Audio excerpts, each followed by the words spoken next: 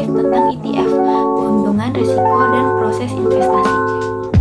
Yang pertama-tama adalah latar belakang. Instrumen investasi terus berkembang untuk memenuhi kebutuhan investor yang semakin beragam seiring kemajuan teknologi dan globalisasi. Exchange Traded Funds atau ETF adalah salah satu instrumen investasi yang telah meningkat dalam beberapa dekade terakhir. ETF adalah jenis investasi yang menggabungkan fitur reksadana dan saham untuk memberikan diversifikasi portofolio dan fleksibilitas perdagangan. ETF menggabungkan berbagai aset mulai dari komoditas hingga saham ke dalam satu produk investasi. ETF memiliki likuiditas yang tinggi dan biaya yang rendah membuatnya menjadi pilihan yang menarik bagi investor institusi maupun retail. Meskipun ada potensi yang luar biasa, banyak investor yang tidak memahami sepenuhnya cara ETF bekerja, keuntungan yang ditawarkan, dan risiko yang menyertainya. Tidak memiliki pemahaman yang cukup sering menghasilkan keputusan investasi yang kurang maksimal atau bahkan kerugian. Selanjutnya ada manfaat. Yang pertama, memberikan pemahaman tentang ETF untuk membantu investor memahami kerja, keuntungan, dan risikonya, sehingga dapat membuat keputusan investasi yang lebih tepat. Yang kedua, meningkatkan pengetahuan investor mengenai ETF untuk memanfaatkan dalam strategi investasi. Yang ketiga, menyediakan panduan praktis untuk membeli ETF melalui aplikasi POMS yang memudahkan investor baru memulai investasi di pasar saham. Yang keempat, memahami manfaat ETF memungkinkan diversifikasi portofolio dan mengurangi risiko investasi. Yang kelima, meningkatkan pemahaman pasar keuangan dengan memahami dampak ekonomi digital terhadap investasi dan kontribusi ETF dalam keseimbangan ekonomi global. Dan di sini juga ada beberapa jenis-jenis investasi, yaitu yang pertama ada saham, yang kedua obligasi, yang ketiga reksadana, dan lain-lain. Berikut saya akan menjelaskan terkait pelaksanaan perencanaan keputusan investasi. Keputusan investasi merupakan keputusan yang menyangkut pengalokasian dana yang berasal dari dalam maupun dana yang berasal dari luar perusahaan pada berbagai bentuk investasi. Keputusan investasi dapat dikelompokkan ke dalam investasi jangka pendek, seperti investasi ke dalam kas, surat-surat berharga jangka pendek, piutang, dan persediaan maupun investasi jangka panjang dalam bentuk tanah, gedung, kendaraan, mesin, peralatan produksi, dan aktiva tetap lainnya.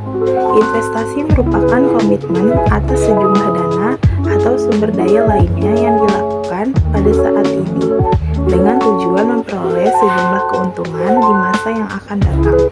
Selanjutnya saya akan menjelaskan terkait pelaksanaan perencanaan keputusan dividen. Kebijakan dividen merupakan suatu keputusan yang menyangkut tentang apakah pembagian pendapatan perusahaan akan diserahkan kepada pemegang saham dalam bentuk dividen atau digunakan kembali di dalam perusahaan dalam bentuk laba ditahan. Kebijakan dividen merupakan suatu bentuk keputusan yang akan dilaksanakan oleh pihak internal perusahaan dalam menentukan tingkat pengembalian investasi bagi para pemegang saham. Lalu selanjutnya di sini ada pelaksanaan terkait investasi saham yang kami lakukan. Kami membeli saham tersebut pada tanggal 19 Januari 2020. Di sini satu lot pada saham Bank Sentral Asia Tbk atau BBCA dengan harga awal saham sebesar Rp9.900 dan total harga pembelian sebesar Rp999.980. Satu lot pada saham Bank Rakyat Indonesia Persero Tbk atau BBRI dengan harga awal saham sebesar Rp4.090 dan total harga pembelian sebesar Rp409.818. Satu lot pada saham asuransi Bina Dana Arta Tbk atau ABDA dengan harga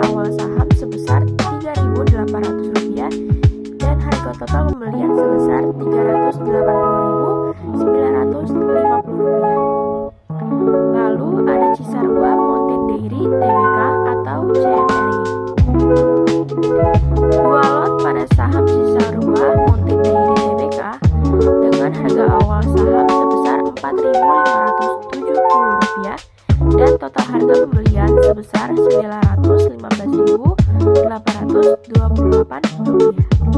Lalu selanjutnya di sini ada pengumpulan data dan analisis keuntungan ITF. Pengumpulan datanya adalah informasi yang dikumpulkan dari jurnal akademik, laporan industri, dan situs web resmi regulator pasar modal seperti Bursa Efek Indonesia atau BEI untuk memahami struktur dan fungsi ITF. Studi kasus pada ITF yang diperdagangkan di pasar lokal dan global untuk mendapatkan wawasan empiris. Analisis keuntungan ITF mengidentifikasi berbagai keuntungan investasi dalam ITF seperti diversifikasi otomatis, biaya yang relatif rendah, dan fleksibilitas perdagangan perbandingan dengan instrumen investasi lain seperti reksadana dan saham individual. Di sini saya akan menjelaskan tentang kesimpulan. ETF cocok untuk investor pemula maupun berpengalaman karena menawarkan diversifikasi yang luas dalam satu transaksi. ETF lebih murah daripada reksadana karena biaya manajemennya lebih rendah. Investor dapat membeli atau menjual ETF kapan saja karena tingkat likuiditas yang tinggi. Risiko dari ETF tetap menjadi faktor utama, terutama jika ETF terkait dengan indeks saham yang tidak stabil. Likuiditas ETF tertentu, terutama yang berbasis aset kecil atau niche, dapat menjadi tantangan. Adanya risiko tracking yang dimana kinerja ETF tidak sepenuhnya mencerminkan kinerja indeks acuan. Investasi dalam ETF lebih mudah dilakukan dibandingkan dengan banyak instrumen lain. Namun Anda masih perlu memahami karakteristik ETF yang dipilih.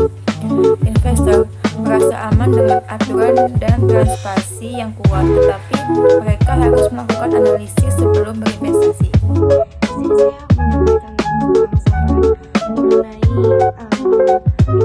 analisis komprehensif tentang ETF, keuntungan, risiko, dan proses investasi. Sarannya adalah investor harus terus mempelajari tentang ETF melalui pelatihan, seminar, atau literatur yang relevan. Ini akan membantu mereka membuat keputusan investasi yang lebih terinformasi dan memahami keuntungan dan risiko serta strategi yang tepat untuk berinvestasi di ETF. Dalam memilih ETF yang tepat, investor harus mempertimbangkan hal-hal seperti likuiditas, biaya manajemen, dan kesesuaian dengan tujuan investasi jangka panjang mereka. Selain itu, investor harus memahami regulasi pasar modal dan biaya yang terkait sebelum memutuskan untuk berinvestasi dalam ETF karena dapat mempengaruhi hasil investasi mereka dalam jangka panjang. Ini berlaku meskipun biaya manajemen ETF lebih rendah